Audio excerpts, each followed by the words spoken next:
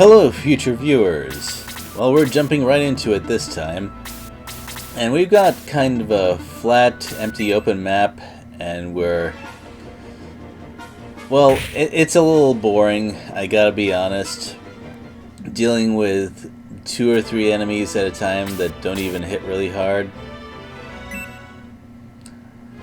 Also, I forgot to equip that shiny new axe that we got. So, Roos is not... Okay, never mind. He decided to put in the extra effort and make up for my mistake, so it's all good now.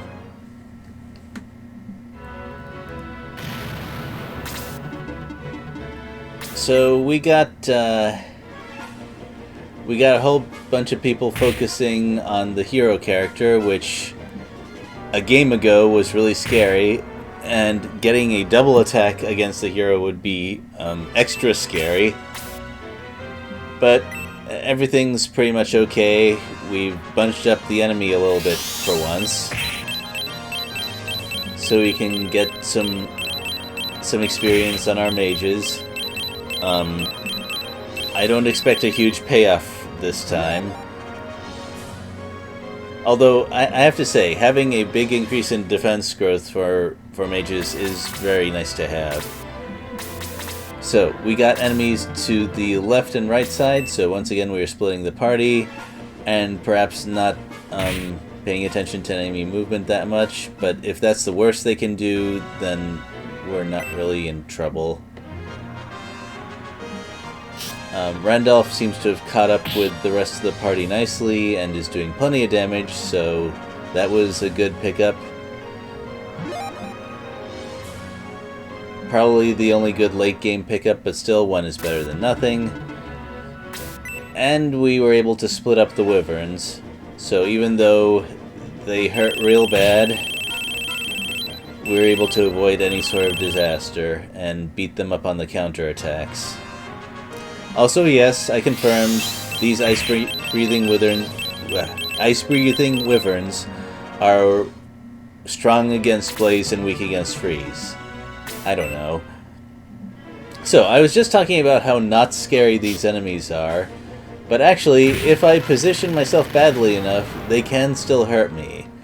It's honestly a little refreshing to have enemies that can two-shot at least one of my characters. Although, I do kind of appreciate that they made the Keystone hero game over if he dies character at least a little tanky. And the Chimeras were similarly lured. Roos, well, it's a little bit of a close call.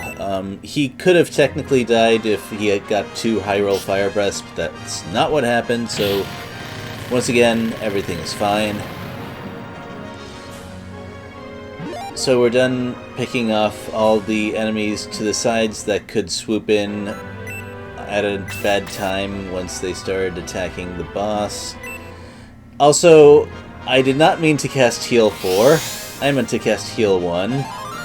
That was 17 MP wasted that I wanted to save for Aura 2 because one of the bosses has Bolt 2, which is... I guess you could call it the anti-aura 2. It deals around 15 damage over the same area of effect. And here's Frabel, who the game seemed to take very seriously at the very start.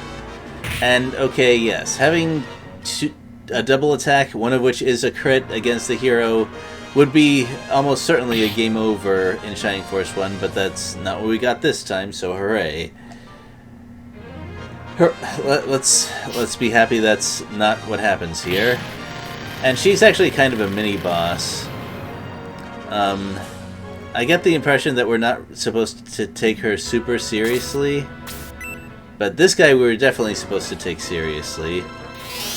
He gets double moves, and he has a large area of effect attack spell like that. So, facing that potential double cast is very scary. But he doesn't seem to actually do that. Rather, from what I've observed of his behavior, he casts once and then attacks once, so it's actually not too bad. We're able to pile up on him and win the damage race. And Cray is very good at winning a damage race. So that settles the combat for this map. It was nothing that caused any serious problems, although there was certainly potential for serious problems. Go on. Frabel? What? Okay, whatever. Maybe there was a problem with the translation or something. But I really need to press the button. I was probably too busy talking about something that wasn't important.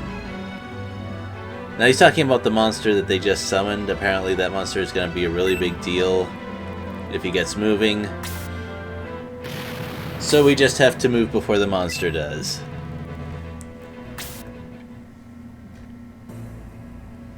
And we're thrown directly into the next map.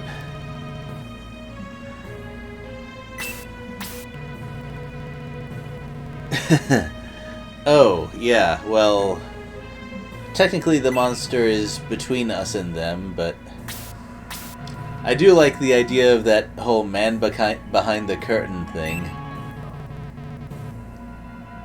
And Wodal seems a little confused. He's like, "You're too late." And we're like, okay, well, let's just move ahead right now and see if he's right. And he's like, no, wait, don't do that. So, in the next video, we are going to do that. See you then.